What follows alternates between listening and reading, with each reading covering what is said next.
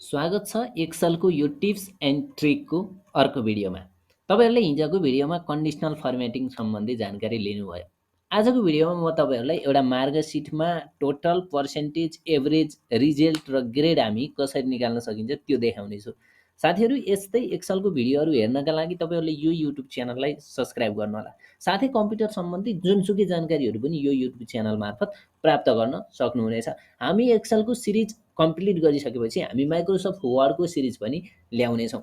साथीहरू, सुरु गरौँ। आज म तपाईँहरूलाई यहाँ एउटा विद्यार्थीको डाटा रहेको छ, जुन चाहिँ म्याथ, इङ्ग्लिस, साइन्स, कम्प्युटर, सोसियलमा लिएको मार्क्स रहेको छ। त्यसको म यहाँ तपाईँहरूलाई टोटल निकाल्ने तरिका सिकाउँछु र टोटल सर्टकटमा हामीले कसरी टोटल निकाल्न सकिन्छ एकदम छिटो छरितोबाट हामीले विद्यार्थीको मार्कसिट हाम्रो कम्प्युटरमा तयार गर्न सक्छौँ, त्यो पनि देखाउनेछु। अब यहाँनिर तपाईँहरूले टोटल निकाल्नको लागि एउटा थोरै सानो काम गर्नुपर्ने हुन्छ, जसको लागि चाहिँ इजिकल टु सम भनेर एउटा फङ्सन टाइप गर्नुपर्छ, सम। अनि कहाँदेखि कहाँसम्मको सम गर्ने हो, जस्तै हामीले म्याथदेखि सोसियलसम्मको गर्दैछौँ। यहाँ मैले म्याथदेखि सोसियलसम्म लेखेँ, अनि ब्राकेट क्लोज गरेर इन्टर गरिदिनु होला। 251 आएको छ, यो मार्क्स टोटल मार्क्स हो। अब केही गर्नु पर्दैन, यहाँनिर जुन रेक्टेङ्गल जस्तो देखिरहनु भएको छ ग्रिन कलरको, अनि यहाँ लाँदा प्लस आउँछ, यसमा डबल क्लिक गरिदिनु भयो भने पुरै फिल हुन्छ।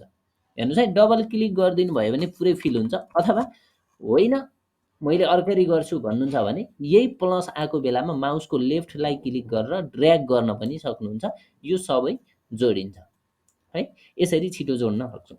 यहाँ पर्सेन्टेज भनेको छ, अब पर्सेन्टेज निकाल्नु छ। साथीहरू, तपाईँहरूले पर्सेन्टेज कसरी निकाल्नुहुन्छ हेर्नुहोस् ल। पर्सेन्टेज निकाल्ने formula is equal to total marks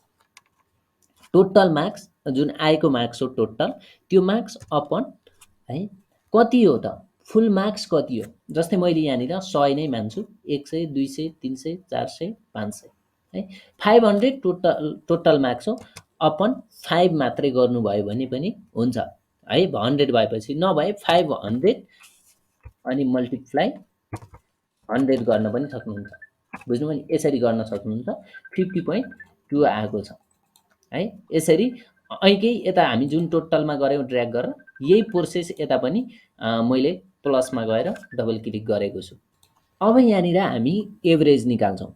एभरेजको लागि पनि तपाईँहरू इजिकल टु एभरेज, एभिइआरएजिई एभरेज, यहाँदेखि कहाँदेखि यहाँदेखि यहाँसम्मको एभरेज मार्क्स कति छ निकाल्दैछौँ। एभरेज अनि माउसले ड्र्याग गरेर त्यो रेन्ज लिनु होला, अनि इन्टर गरिदिनु होला। 50.2 सेम आउँछ। अब इजिकल टु गरिदिनु भयो भने यो एभरेज पनि सेम भयो है। एभरेज यसरी निकाल्न सक्छौँ। एभरेज मार्क्स र पर्सेन्टेज आएको छ, सेम आउँछ है।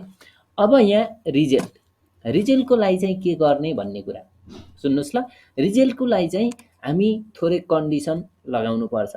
बुझ्नुभयो नि, तपाईँहरूले इफ सुन्नुभएको छ होला, इफ कन्डिसन लगाएर हामी रिजल्ट निकाल्छौँ। रिजल्टको लागि चाहिँ थोरै कन्डिसन लगाउनु पर्दछ, त्यसको लागि पनि ध्यान दिनुहोस्। म तपाईँहरूलाई एकदम क्लियर बनाउँछु। जस्तै तपाईँहरूको म्याथमा पनि सेम पास मार्क्स छ, इङ्ग्लिसमा पनि सेम छ, साइन्समा पनि सेम छ, कम्प्युटरमा पनि सेम छ, र सोसियलमा पनि सेम पास मार्क्स छ भने, जस्तै हामीले यहाँ पर्सेन्टेज निकाल्दा टोटल मार्क्स सबैको एउटै बनाएका छौँ नि, त्यही भएर पास मार्क्स पनि सबको सेम छ भने चाहिँ एउटा तरिकाबाट गर्न सकिन्छ, होइन भने अर्को तरिकाबाट पनि गर्न सकिन्छ।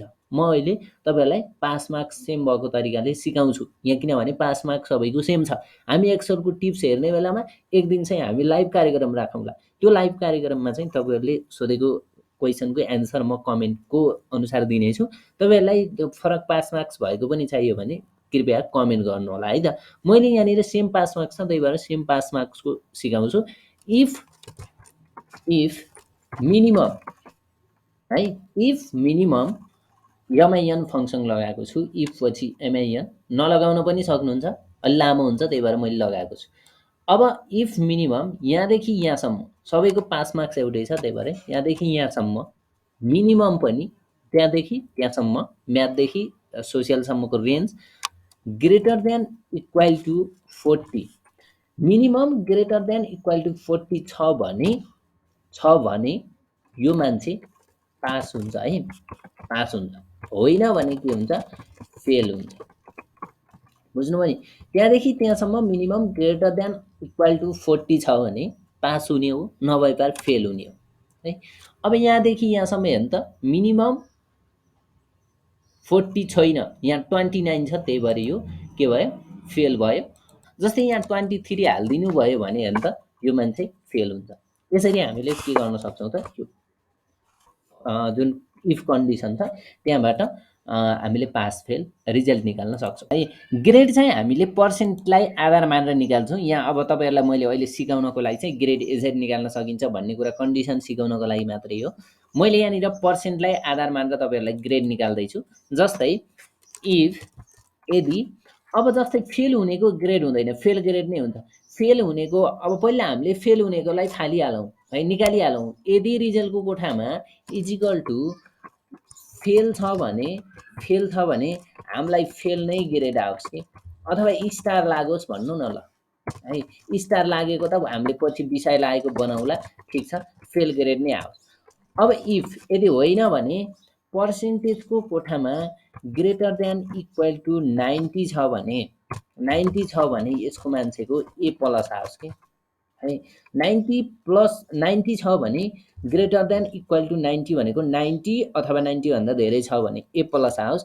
होइन, इफ यही पर्सेन्टेजको कोठामा greater than equal to, greater than equal to 80 छ भने, 80 छ भने ए मात्रै आओस् है। 80 भन्दा बढी छ भने 90 सम्म छ भने ए आउने भयो है। इफ यदि यो कोठामा ग्रेटर देन इक्वल टु 65 छ भने के आओस्, बी प्लस आओस्, नभए ल सबैलाई बी आओस्। बुझ्नुभयो नि, सबैलाई बी आओस् अथवा नभए सी आओस् लेखेको भए नि हुन्थ्यो। अब यो ब्र्याकेट पुरै क्लोज गरिदिनु होला अनि इन्टर गरिदिनुहोस्।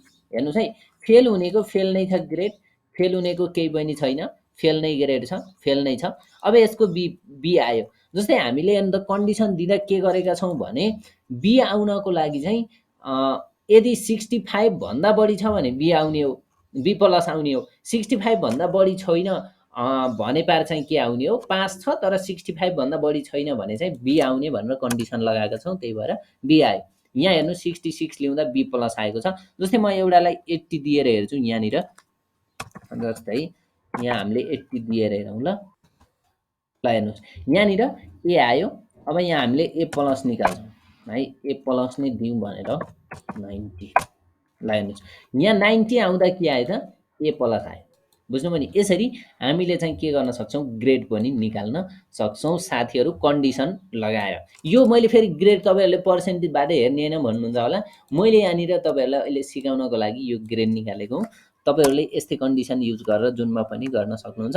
भिडियो कस्तो लाग्यो, मन पर्यो भने लाइक कमेन्ट गर्नु होला साथीहरू। भिडियो पक्कै पनि मन पर्यो होला, थोरै लामो भएको छ हिजो अस्तिको भन्दा, यो अलि लामो टिप्स सिकाएको थिएँ त्यही भएर लामो भएको।